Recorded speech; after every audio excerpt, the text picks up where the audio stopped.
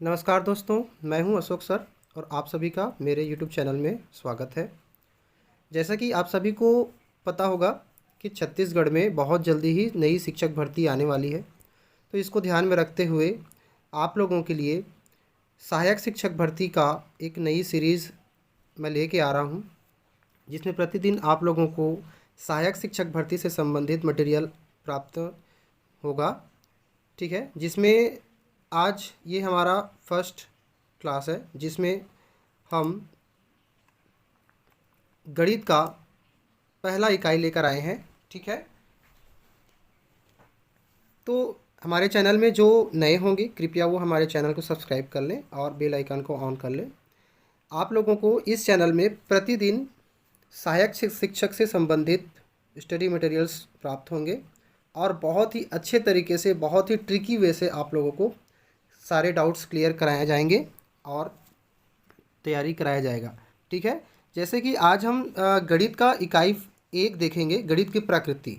गणित की प्रकृति तो बहुत छोटी चीज़ है, बहुत सिंपल सा है, बट इस चैप्टर से मिनिमम 3 नंबर आपका बन सकता है। अगर आप अच्छे से तैयारी करें तो आपका 3 नंबर बन सकता है। और इसके लिए आज हम कोशिश करेंगे कि सारे जो जहाँ से क्वेश्चंस लिया जाता है, उठाया जाता है, वो आपको कवर कराया जा सके। ठीक है, तो इसमें इस टॉपिक में, इस चैप्टर में सबसे ज़्यादा इम्पॉर्टेंट है डेफिनेशंस, परिभाषाएं। जो शिक्षाविद, जो वैज्ञानिक, जो विद्वान हैं, उनके द्वारा जो परिभाषाएं दिया गया है, उन परिभाषाओं को विशेष रूप से पूछा जाता है इस चैप्टर के थ्रू। तो इस चैप्टर में जो जो मुख्य जिनका जिनका परिभाषा है, उनको बहुत ही अच्छे से और ट्रिकी वे से, ट्रिक से आप सभी को बताया जाएगा, जिससे बहुत ही इजी तरीके से, बहुत ही आसानी से आप लोगों को याद हो जाएगा। तो चलिए स्टार्ट करते हैं। देखिए, गणित की प्रकृति को हम सरसरी तौर पर पढ़ते हैं, ये ज़्यादा इम्पॉर्टेंट नहीं है, इसमें कोई विशेष बातें नहीं हैं। गणित एक गणनाओं का विज्ञान है, गणित गणना करने का विज्ञान है, सभी जानते हैं, है ना। यह महत्वपूर्ण एवं तार्किक विषय है, महत्वपूर्ण होता है और तार्किक विषय होता है। इसे याद रखेंगे कि यह एक तार्किक विषय होता है। गणित जो होता है वो क्या होता है, वो तार्किक विषय होता है। ठीक है, क्योंकि हम इसमें क्या करते हैं, तर्क करते हैं। इसमें हम क्या करते हैं, तर्क करते हैं। जब तक हम तर्क नहीं करेंगे तब तक हम किसी निष्कर्ष तक नहीं पहुंचेंगे। ठीक है, तर्क का विषय है। सामान्य अर्थों में गणित का आशय उस शास्त्र से है जिसमें गणनाओं का प्रधानता हो, गणनाओं का प्रधानता हो, उस शास्त्र से है जिसमें गणनाओं का प्रधानता हो।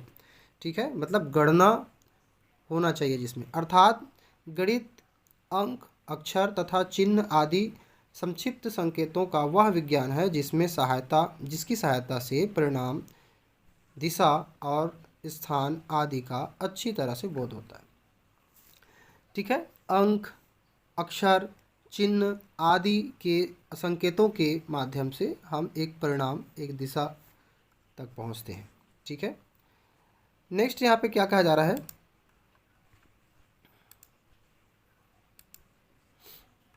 गणित, यहाँ इस बिंदु पर ध्यान देंगे। ठीक है, यहाँ पे गणित लैटिन भाषा के मैथमेटिक्स, देखिए ये वर्ड्स को आप ध्यान देंगे, मैथमेटिक्स शब्द का हिंदी रूपांतरण है। मतलब लैटिन भाषा के, लैटिन भाषा, इसको आपको ध्यान रखना है, लैटिन भाषा के मैथमेटिक्स शब्द का हिंदी रूपांतरण है। ठीक है, जिसका अर्थ सीखने योग्य वस्तुओं से है। नेक्स्ट बिंदुओं में दिया गया है, गणित में संस्थाएं, संख्याएं, स्थान, दिशा तथा मापन, मापतौल, measurement, numbers, space and magnitude का ज्ञान प्राप्त किया जाता है। ठीक है,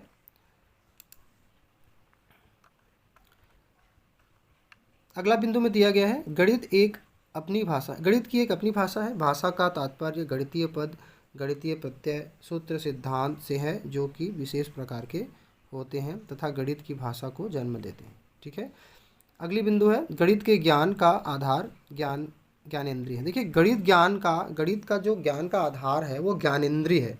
देखिए, हमारे शरीर में 2 इंद्रियां होती हैं, एक होती हैं कर्म इंद्रियां, 2 प्रकार की इंद्रियां होती है, एक होती कर्म इंद्रियां और एक होती है ज्ञान इंद्रियां। ज्ञान इंद्रियां, कर्म इंद्रिय, कर्म इंद्रिय के अंतर्गत हमारे मुंह, नाक, आँख, ये सब चीज़ होते हैं, ठीक है। और ज्ञान इंद्रियां जो होते हैं हमें हमारे मस्तिष्क से संबंधित होती है। तो ज्ञान इंद्रिय से ये संबंधित रहता है, इसका आधार, मेन आधार ज्ञान इंद्रिय होता है, इसको आप याद रखेंगे, ज्ञान इंद्रिय होता है, ठीक है। तो अगली बिंदु है गणित को ज्ञान के आधार निश्चित, गणित को ज्ञान का आधार निश्चित होता है, गणित ज्ञान का आधार निश्चित होता है जिससे उस पर विश्वास किया जा सके। गणित का जो ज्ञान होता है उसका जो आधार होता है वो बहुत ही स्पष्ट होता है, क्लियर होता है, निश्चित होता है, ठीक है। तो 3 बिंदु हैं। फिर उसके बाद हम परिभाषा को देखेंगे। परिभाषा इस टॉपिक का बहुत इंपॉर्टेंट चीज़ है, मैं कई बार बोल रहा हूँ, और परिभाषा को याद करने में बहुत दिक्कत होता है। आज हम बहुत अच्छे तरीके से आप सभी को परिभाषाओं को याद करा देंगे और राइटर्स के नाम को भी याद करा देंगे, ठीक है। कुछ बिंदु बचा है, इसको देख लेते हैं। गणित का ज्ञान यथार्थ, क्रमबद्ध, तार्किक तथा अधिक स्पष्ट होता है। देखो, गणित का जो ज्ञान होता है वो एकदम से तार्किक होता है और फुल्ली वो क्या होता है, स्पष्ट होता है, ठीक है। क्रमबद्ध होता है। देखिए, क्रमबद्ध होता है, तार्किक होता है और क्या होता है, वो स्पष्ट होता है, ठीक है, स्पष्ट होता है। जो भी हम गणित का निष्कर्ष निकालते हैं, जैसे कि 2 गुणा 2 4 होगा, तो वो एकदम से क्लियर स्पष्ट होता है। 2 गुणा 2 4 होता है, फिर उसके बाद फिर उसमें 2 हम गुणा कर देंगे तो वो 6 हो जाएगा। तो ये एक तरह से क्रमबद्ध भी होता है, तार्किक होता है और स्पष्ट होता है, जिससे उसे एक बार ग्रहण करके आसानी से भुलाया नहीं जा सकता। हम अगर एक बार याद कर लेंगे 2 1 जा 2, 2 2 जा 4, 2 2 ने 4 होता है, तो हम उसे आसानी से नहीं भूल सकते, ठीक है। गणित में अमूर्त प्रत्ययों को मूर्त रूप से परिवर्तित किया जाता है। ये इसको समझना बहुत ज़रूरी है। अमूर्त रूप से, अमूर्त रूप और मूर्त रूप, ये जो अमूर्त रूप कहा जा रहा है, अमूर्त प्रत्ययों को मूर्त रूप में परिवर्तित किया जाता है। मतलब ऐसी चीज़ें, ऐसे तत्व जिनको, ऐसे एलिमेंट्स जिसके बारे में हम नहीं जानते, उसको मूर्त रूप में परिवर्तित किया जाता है, उसको ऐसे रूप में व्यक्त किया जाता है जिसको हम जानते हैं, जिसका फिगर होता है। एक्चुअली ये अमूर्त का मतलब होता है एब्स्ट्रैक्ट और मूर्त का मतलब होता है कॉन्क्रीट। कॉन्क्रीट मतलब जिसे हम देख सकते हैं, छू सकते हैं, देख सकते हैं, छू सकते हैं, स्पर्श कर सकते हैं, है ना। अमूर्त मतलब होता है जिसे हम देख नहीं सकते, छू नहीं सकते, जिसे हम सिर्फ आभास कर सकते हैं, फील कर सकते हैं, ठीक है। तो अमूर्त रूप, हमारे पास कुछ ऐसे आंकड़े होते हैं जिसे हम सिर्फ फील कर सकते हैं। उन आंकड़ों के माध्यम से हम उस ऐसे तथ्य, ऐसे निष्कर्ष तक पहुंच सकते हैं जो मूर्त होता है, जिसको हम देख सकते हैं और एक स्पष्ट आंकड़ा हमको प्राप्त हो जाता है। तो इसे कहते हैं अमूर्त प्रत्ययों को मूर्त रूप में परिवर्तित किया जाता है गणित के द्वारा। साथ ही उसकी व्यवस्था भी की जाती है, ठीक है। अब यहाँ पे अगला बिंदु है, गणित के नियम, सिद्धांत, सूत्र सभी स्थानों में एक समान होते हैं। देखिए, गणित का जो नियम होता है, सिद्धांत होता है, उनका सूत्र होता है, वो सभी जगह, हर जगह एक समान होता है ना, ठीक है। 2 + 2 4 होता है, तो वो सब जगह 2 + 2 4 होगा, ठीक है। तो ये एक सामान्य गणित का परिचय हो गया। अब देखते हैं हम परिभाषा। परिभाषाओं को विशेष रूप से आप ध्यान दीजिएगा। मैं परिभाषा को ऊपर इस पर यहाँ पे रख दिया हूँ। देखिए, यहाँ पे 3 परिभाषा है, लॉक के अनुसार, मार्शल के अनुसार और आइंस्टाइन के अनुसार। तो इसको आप स्क्रीनशॉट ले लीजिए, ठीक है, और फिर उसके बाद हम इसको एक्सप्लेन करते हैं। देखिए, इसको हम पहले लॉन्ग वे से जाते हैं, फिर मैं शॉर्टकट वे आपको ट्रिक बताऊंगा। लॉक महोदय कहते हैं कि गणित वह मार्ग है जिसके द्वारा बच्चों के मन में या मस्तिष्क में तर्क करने की आदत स्थापित होती है। तर्क करने की मतलब गणित वह मार्ग है, वह रास्ता है जिसके माध्यम से बच्चों के दिमाग में सोचने समझने की या तर्क वितर्क करने का क्या होता है, आदत स्थापित होता है, ठीक है। तो इसको देखिए, लॉक तर्क करने की आदत, लॉक का क्या था, तर्क करने का आदत था। आप ऐसे याद करिए, लॉक का क्या था, तर्क करने का आदत था। गणित के संबंध में लॉक का क्या कहना था, तर्क करने का आदत था। मार्शल का क्या था, अमूर्त व्यवस्था का अध्ययन करता था। मार्शल क्या करता था, अमूर्त व्यवस्था का अध्ययन करता था। अमूर्त मतलब वही चीज़ जिसे हम देख नहीं सकते, छू नहीं सकते। वास्तव में ये कहा क्या है, मार्शल जी कहते हैं गणित ऐसी अमूर्त व्यवस्था का अध्ययन है। अमूर्त व्यवस्था का अध्ययन है मतलब जिसका कोई निश्चित आकार नहीं है, रूप नहीं है, ऐसी व्यवस्था का अध्ययन है जो कि अमूर्त तत्वों से मिलकर बनी है, ठीक है। इन तत्वों को मूर्त रूप में परिवर्तित किया जाता है। देखो, इसको मूर्त रूप में परिवर्तित किया जाता है। ऐसे ऐसे आंकड़े होते हैं जो हमारे पास होते हैं, जो निश्चित नहीं होते, जिनके फिगर फिक्स नहीं होते हैं, उनको हम कुछ तर्क करके, अवलोकन करके, अध्ययन करके एक फिक्स तथ्य तक पहुंचते हैं और एक मूर्त रूप हमको आंकड़ा प्राप्त होता है। तो इस तरह से मार्शल कहते हैं। तो इसको हम ट्रिकी वे से कैसे याद करेंगे? अमूर्त व्यवस्था का अध्ययन। मार्शल क्या किए थे? अमूर्त व्यवस्था का अध्ययन किए थे। ठीक है, अध्ययन के बारे में बताए थे। अमूर्त व्यवस्था का अध्ययन किए थे बोल सकते हो, याद करने का तरीका, या तो अमूर्त व्यवस्था का अध्ययन के बारे में बताए थे। लॉक क्या किए थे? तर्क करने की आदत। तर्क करने की आदत किसकी थी? लॉक का था। लॉक के द्वारा तर्क करने की आदत, ठीक है, स्थापित होती है बच्चों में। मार्शल का क्या है? अमूर्त व्यवस्था का अध्ययन। ठीक है, मार्शल का क्या है? अमूर्त व्यवस्था का अध्ययन। मार्शल देखो मतलब अमूर्त व्यवस्था, अमूर्त व्यवस्था मतलब मार्शल। ठीक है, इस तरह से याद करना है। आइंस्टाइन क्या कहते हैं? मानव चिंतन का प्रतिफल है। मानव चिंतन का प्रतिफल है। गणित जो है मानव चिंतन का प्रतिफल है। आइंस्टाइन क्या थे? बहुत बुद्धिमान थे, वो चिंतन करते थे, मानवीय चिंतन। ठीक है, मानव चिंतन का प्रतिफल। तो आइंस्टाइन बहुत बुद्धिमान थे, एक वैज्ञानिक थे, तो वो क्या करते थे? उनका बहुत दिमाग तेज था, तो वो क्या करते थे? चिंतन करते थे। तो गणित के विषय में उन्होंने क्या कहा है? गणित जो है वो मानव चिंतन का प्रतिफल है। जब इंसान चिंतन करेगा, जब इंसान किसी के बारे में सोचेगा, तभी तो वो कुछ निष्कर्ष निकाल पाएगा। इसीलिए उन्होंने कहा है कि चिंतन का प्रतिफल है कौन? गणित। जो अनुभवों से स्वतंत्र है तथा सत्य का अनुरूप है। जो अनुभवों से स्वतंत्र है, ठीक है, मतलब जो चीज़ हम अनुभव करते हैं ना, उससे स्वतंत्र चिंतन है, तथा सत्य के अनुरूप है। और वो क्या होता है? सत्य का अनुरूप होता है, मतलब सच्चाई होता है उसमें। ठीक है, तो ये हो गया तीन डेफिनेशन। आगे हम और डेफिनेशन देखेंगे। ठीक है, तो ये मैं जो डेफिनेशन आपके स्क्रीन के सामने ला रहा हूँ, इसको आप फिर से स्क्रीनशॉट ले लीजिए और अच्छे से देख लीजिए। आप अपना नोट्स बनाते हुए चलें ताकि आपको कोई दिक्कत ना हो, वीडियो को बार बार देखना भी ना पड़े। ठीक है, हाँ, अगर आप हमारे चैनल में नए हैं तो चैनल को सब्सक्राइब कर लें और दोस्तों को जो ज़रूरतमंद है उनको इस वीडियो को सेंड भी कर दें। ठीक है, हाँ, आपको जो भी प्रॉब्लम हो रही है, समस्या हो रही है, या जिस मैटर में, जिस टॉपिक में आपको वीडियो चाहिए, आप कमेंट कर सकते हैं। वीडियो हमारा कैसे लग रहा है, क्या ये आपके लिए हेल्पफुल है या नहीं है, इसके बारे में आप हमको कमेंट भी कर सकते हैं। ठीक है, चलिए आगे बढ़ते हैं। हॉगबेन के द्वारा क्या कहा गया है? सभ्यता व संस्कृति का दर्पण है। गणित क्या है? सभ्यता और संस्कृति का दर्पण। सभ्यता संस्कृति का दर्पण हॉगबेन के द्वारा कहा गया है। हॉगबेन ने कहा है सभ्यता संस्कृति का दर्पण। हॉगबेन, सभ्यता संस्कृति। देखिए, आइंस्टाइन क्या थे? बहुत बुद्धिमान थे, वो चिंतन करते थे। आइंस्टाइन क्या करते थे? चिंतन करते थे। मार्शल ने क्या कहा था? अमूर्त व्यवस्था कहा था। मार्शल ने क्या कहा था? अमूर्त व्यवस्था कहा था। वैसे ही हॉगबेन ने क्या कहा है? सभ्यता, सभ्यता व संस्कृति। ये बहुत सभ्यता संस्कृति वाले थे हॉगबेन। ऐसा आप सोच सकते हो, है ना, ऐसा अपने दिमाग में पिंच कर सकते हो। हॉगबेन क्या थे? बहुत सभ्यता संस्कृति वाले थे, तो उन्होंने गणित को सभ्यता संस्कृति का दर्पण कहा है। दर्पण कहा है, दर्पण को भी आप याद रख सकते हो। देखिए, एक कुछ वर्ड्स ऐसे होते हैं जो हुक वर्ड्स होते हैं। हर डेफिनेशन में कुछ हुक वर्ड्स होते हैं। उस हुक वर्ड्स को हमको उस राइटर्स के साथ में जोड़ देना है। जैसे कि मार्शल क्या थे? अमूर्त व्यवस्था के बारे में बताए थे। ठीक है, वैसे ही आइंस्टाइन जो थे वो बुद्धिमान थे, तो वो चिंतन करते थे। हॉगबेन क्या है? वो सभ्यता संस्कृति के बारे में बताते थे। ठीक है, नेपोलियन क्या कहते हैं? गणित, उन्नति तथा वृद्धि।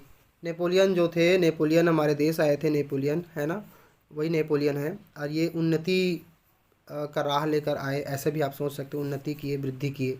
ठीक है, तो नेपोलियन ने क्या कहा है? गणित की उन्नति तथा वृद्धि देश की संपन्नता से संबंधित है। देखो, देश शब्द आ गया है यहाँ पे, देश की सभ्यता, संपन्नता संबंधित।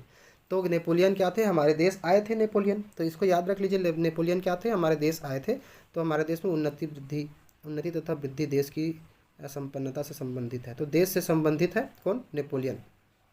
तो आप जैसे ही डेफिनेशन में देखोगे कि कहीं पे देश लिखा हुआ है, तो ये सीधा सीधा आपको लगा देना है नेपोलियन, क्योंकि नेपोलियन हमारे देश आए थे। बस इस ट्रिक को याद रखिए, नेपोलियन हमारे देश आए थे। देश जहाँ भी दिखा आपको, ठीक है, ये जो मैं दिखा रहा हूँ ना, ये देश जहाँ भी दिखा आपको क्या कर लेना है? सीधा सीधा नेपोलियन को टिक कर लेना है। देश जहाँ भी दिखा, ठीक है, ये इसका हुक वर्ड है। आप हुक वर्ड निकालना सीख जाएंगे तो हर चीज़ आपको आसान हो जाएगा बहुत अच्छे से। आप इस वीडियो को देखिए, जितने भी डेफिनेशन क्लियर करा दूंगा और अच्छे से एकदम याद हो जाएगा। थोड़ी सी वीडियो लंबी होगी, मैं आगे इस वीडियो को थोड़ा सा फास्ट करके अपलोड करूँगा ताकि आप लोगों को ज़्यादा टाइम वेस्ट ना करना पड़े। ठीक है, तो इस तरह से नेपोलियन क्या है, देश आए थे, हमारे देश आए थे तो देश से संबंधित है। ठीक है, मैं बार बार इसलिए बता रहा हूँ ताकि आपके माइंड में वो पूरी तरह से सेव हो जाए। अब नेक्स्ट दिया है रेजर बेकन, रोजर बेकन तो सॉरी यहाँ पे थोड़ा सा मिस्टेक हो गया, ये रोजर बेकन है। ठीक है, रोजर बेकन क्या कहते हैं, कुंजी, सीधा सीधा कुंजी को याद रखिए। रोजर बेकन के लिए हुक वर्ड क्या है, एक कुंजी। ठीक है, कुंजी को याद रख लीजिए, कुंजी को, ये कुंजी मतलब ताला, ताला का जो चाबी होता है ना उसको कुंजी कहा जाता है। तो रोजर बेकन ने क्या कहा है, गणित शिक्षा मुख्य रूप से गणित शिक्षा मुख्य रूप एवं कुंजी, गणित की शिक्षा मुख्य रूप एवं कुंजी है। ये थोड़ा सा इसका जो परिभाषा है वो सही नहीं लिखा हुआ है, यहाँ पे थोड़ा सा इसमें कुछ मिसिंग लग रहा है मेरे को, बट आपको इसको ध्यान नहीं देना है। आपको क्या करना है, रोजर बेकन कुंजी मतलब चाबी, रोजर बेकन क्या था, उसके पास चाबी था, कुंजी था, तो उन्होंने गणित के बारे में कुंजी कहा गया, गणित को कुंजी कहा गया है। ठीक है, चाबी कहा गया है। ठीक है, तो आगे मैं आप लोग को आपको बताऊंगा। यहाँ पे देखिए एक मिनट, रोजर बेकन, ये देखिए पॉइंट नंबर 10 में यहाँ पर बेकन का दिया गया है, बेकन, यही रोजर बेकन ही है। गणित सभी विद्वानों का सिंह द्वार व कुंजी है, ऐसा कहा गया। गणित सभी विज्ञानों का है ना, ये विज्ञानों का है। गणित सभी विज्ञानों का सिंह द्वार व कुंजी है। सिंह द्वार उसे कहा जाता है जो मुख्य गेट होता है, मेन गेट, मुख्य द्वार को सिंह द्वार कहा जाता है। ठीक है, और सिंह द्वार व कुंजी है। गणित सभी विज्ञानों का सिंह द्वार है और वह कुंजी है। तो इस कुंजी को सुल्टने, प्रोफेसर सुल्टने के द्वारा, थोड़ा सा नेम जो है वो उटपटांग है ना, क्योंकि ये विदेशी नाम है तो थोड़ा सा डिफिकल्ट तो रहेगा ही, तो इसको देख लेंगे। मानसिक शक्तियाँ, ये जो प्रोफेसर हैं क्योंकि प्रोफेसर हैं तो वो उनका मानसिक स्थिति तो अच्छा रहेगा ही, मानसिक शक्ति तगड़ा रहेगा। तो सुल्टन को हम आप याद मत रखो, प्रोफेसर सुल्टन जो है वो क्या है, मानसिक शक्तियों के बारे में बताएगा। मानसिक शक्ति मतलब गणित के विषय में कहा गया है, मानसिक शक्ति शब्द दिया गया है। ठीक है, ये इसका हुक वर्ड है, मानसिक शक्ति। वैसे कहे इन्होंने कहा है गणित की शिक्षा मुख्य रूप से मानसिक शक्तियों को विकसित करने के लिए दी जाती है। सही बात है, गणित की जो शिक्षा है वो मानसिक शक्तियों को वृद्धि करने के लिए, बढ़ाने के लिए, विकसित करने के लिए दिया जाता है। ठीक है, तो वैसे भी जब हम गणित का अध्ययन करते हैं तो हमारा दिमाग विकसित होता है। ठीक है, गणित के तथ्यों का ज्ञान देना इसके बाद ही आता है, मतलब ज्ञान, तो गणित के तथ्यों के बारे में जानकारी लेना, ज्ञान पाना, ये उसके बाद आता है। तो सबसे पहले ये क्या है, हमारे मानसिक शक्तियों का विकास करने वाला चीज़ है। तो मानसिक शक्ति के बारे में सुल्टने के द्वारा बताया गया। नेक्स्ट है बर्ट्रेड, थोड़ा सा वर्ड्स को देख लीजिएगा। बर्ट्रेड है, बर्ट्रेड क्या कहते हैं, हम यह भी नहीं जानते।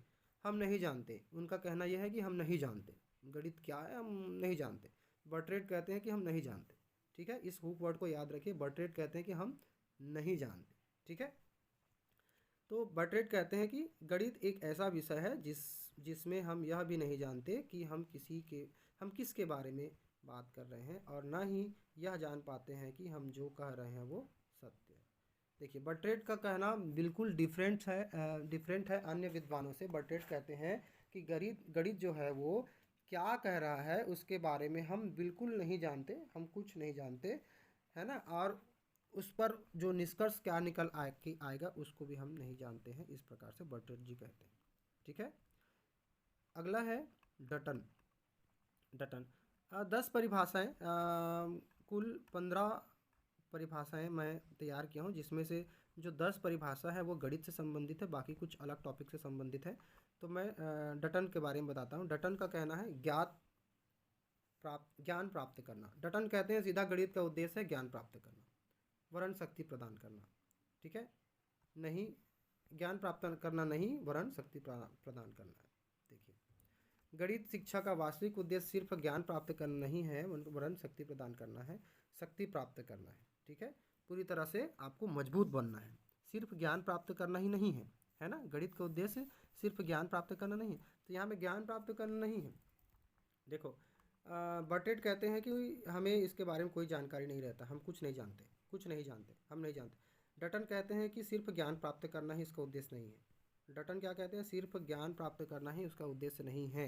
डटन डटन डट के कहते हैं कि सिर्फ ज्ञान प्राप्त करना हमारा उद्देश्य नहीं है, डट के पढ़ना है और शक्ति प्राप्त करना है, गणित का मेन उद्देश्य। ठीक है। अब बेकन बेकन इस चीज़ को हम पढ़ चुके हैं, बेकन को फिर से, है ना। बेकन क्या कहते हैं? कुंजी कहते हैं। बेकन का कहना है कुंजी। ठीक है, ओके। नेक्स्ट है 11 बेलार्ड। बेलार्ड क्या कहते हैं? यथार्थ जीवन। यथार्थ जीवन मतलब वास्तविक जीवन। एक वास्तव में यहाँ पे ये प्रोजेक्ट के बारे में कहते हैं। प्रोजेक्ट यथार्थ जीवन का ही एक भाग है जो विद्यालय में प्रदान किया जाता है।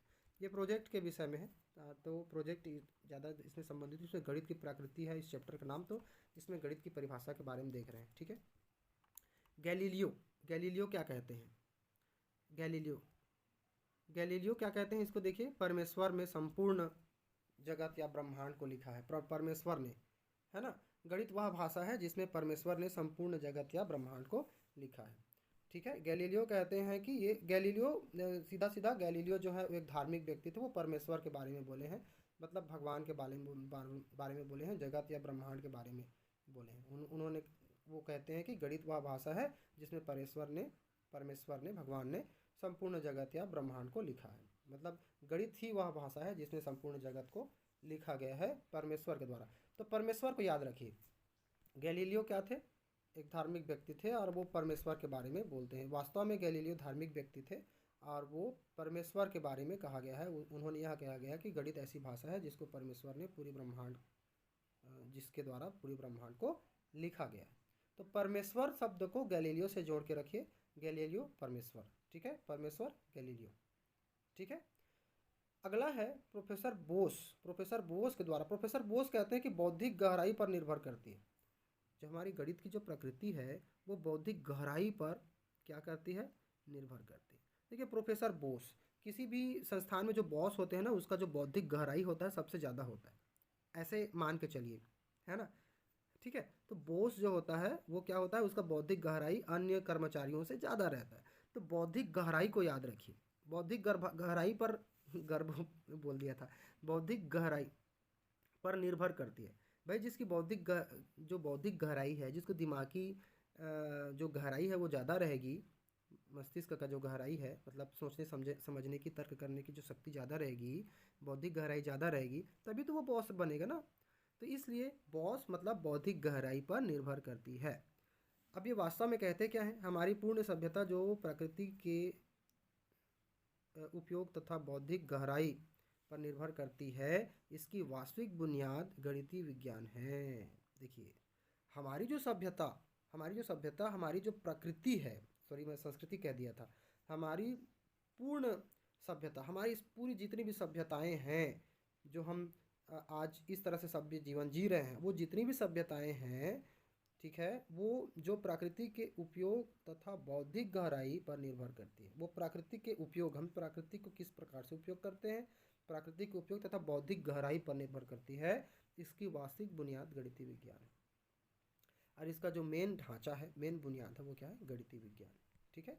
तो इसको पूरी तरह से आप याद नहीं कर सकते तो कोई बात नहीं, आप बौद्धिक गहराई को पकड़िए बॉस के साथ। बॉस क्या होता है? मेन होता है उसका जो बौद्धिक जो गहराई होता है वो तेज होता है, सबसे ज़्यादा रहता है, इसलिए तो उसको बॉस होता है वो। ठीक है। अगला है ऑक्सफोर्ड डिक्शनरी। ऑक्सफोर्ड डिक्शनरी एक प्रकार का डिक्शनरी है। ठीक है। एक जिससे अंग्रेजी शब्दावलियों को जाना जाता है। बहुत ही अच्छी डिक्शनरी है ऑक्सफोर्ड डिक्शनरी। सबसे ब्रांडेड और हाई क्वालिटी का डिक्शनरी होता है, जिसके शब्द डेफिनिट होते हैं, निश्चित होते हैं। ठीक है। तो ऑक्सफोर्ड डिक्शनरी क्या कहता है? मापन, मात्रा तथा परिमाप। गणित जो होता है मापन, मात्रा तथा परिमाप का विज्ञान है। मतलब परिमाप भी, वो मापन और परिमाप तो सेम है, सॉरी परिणाम। मापन, मात्रा तथा परिणाम का विज्ञान है। जब किसी भी चीज़ को, जब कोई आंकड़ा होता है उसको हम पहले क्या करते हैं? उसका मापन करते हैं। ठीक है। अभी हम आगे पढ़ेंगे मात्राओं को, मापन को पढ़ेंगे इकाई 2 में। तो मापन हो गया, फिर उसके बाद में मापन करते हैं तो उसकी मात्रा पता चलती है हमको। मान लीजिए हम चीनी लेकर आए 1 केजी चीनी लेना है तो पहले उसको तौलेंगे, फिर 1 केजी उसका मात्रा बनाएंगे, फिर उसके बाद में हमको परिणाम मिलेगा कि हमने 1 केजी लिया कि 2 केजी में लिया कि 10 केजी लिया। ठीक है, तो पहले किसी भी चीज़ का मापन करते हैं, गणना करते हैं, फिर एक मात्रा हमको मिलता है, प्राप्त होता है आंकड़ा, फिर उसके हिसाब से हम परिणाम तक पहुँचते हैं। तो ये एक प्रकार के तो गणित का मेन सिद्धांत है। तो मापन मात्रा परिणाम, मापन मात्रा परिणाम ऑक्सफोर्ड डिक्शनरी के द्वारा कहा गया। अंतिम परिभाषा है बेंजामिन पेरिक। आप बेंजामिन को भूल जाइए, आप पेरिक को याद रखिए, बहुत इंपॉर्टेंट है, बहुत इंपॉर्टेंट है, कई बार पूछा गया है। पेरिक का परिभाषा, गणित संबंधित पेरिक का परिभाषा हो गया। आपका बेकन का परिभाषा हो गया, बहुत इंपॉर्टेंट है। ठीक है, सिंह द्वार व कुंजी कहा गया, बेकन ने क्या कहा है, कुंजी कहा है। ठीक है, तो बेकन का हो गया। अच्छा, मार्शल का हो गया, मार्शल का बहुत इंपॉर्टेंट है। मार्शल ने क्या कहा, अमूर्त व्यवस्था कहा है, शिक्षा को अमूर्त, सॉरी गणित को अमूर्त व्यवस्था कहा है। आइंस्टाइन ने क्या कहा, चिंतन का प्रतिफल कहा है। ठीक है, तो इसको आपको सभी को याद रखना है। बेंजामिन जो पेरिक है, पेरिक क्या कहते हैं, आवश्यक निष्कर्ष निकाले जाते हैं। सीधी सी बात, बहुत छोटी सी है। गणित वह विज्ञान है जिसमें आवश्यक निष्कर्ष निकाले जाते हैं, निष्कर्ष निकाले जाते हैं। ठीक है, कंक्लूजन प्राप्त किया जाता है। ठीक है, तो बेंजामिन पेरिक जो कहते हैं, पेरिक के द्वारा दिया गया परिभाषा का हुक वर्ड है आवश्यक निष्कर्ष।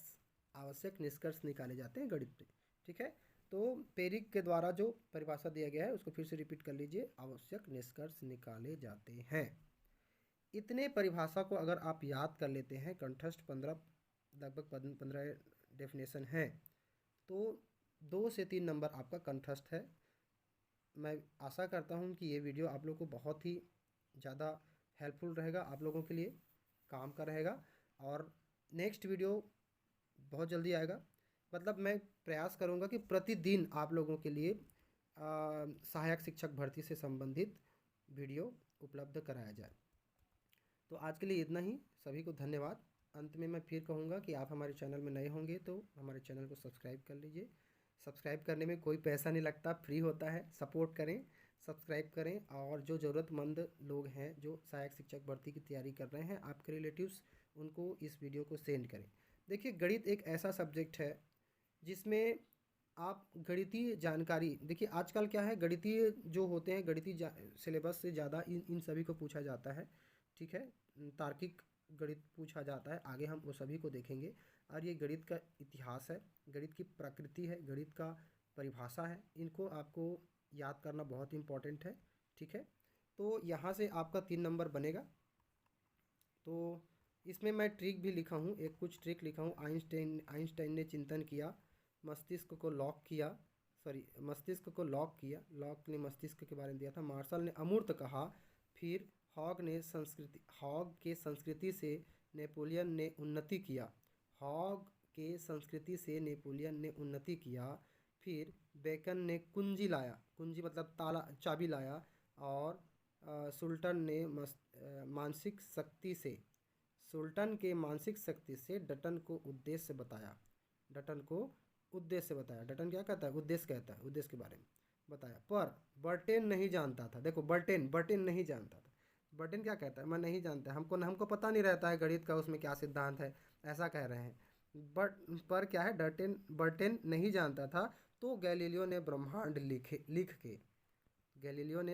लिख के बोस को बौद्धिक गहराई से पेरिक से निष्कर्ष निकलवा कर ऑक्सफोर्ड डिक्शनरी का मापन कर परिमाप दिया। इस ट्रिक को आप सभी स्क्रीनशॉट ले लीजिए। बहुत ही मेहनत से और ये सभी को पढ़ के, स्टडी करके इस तरह से ट्रिक बनाया जाता है। तो आई होप आप लोगों को ये बहुत ही हेल्पफुल रहेगा आप लोगों के लिए।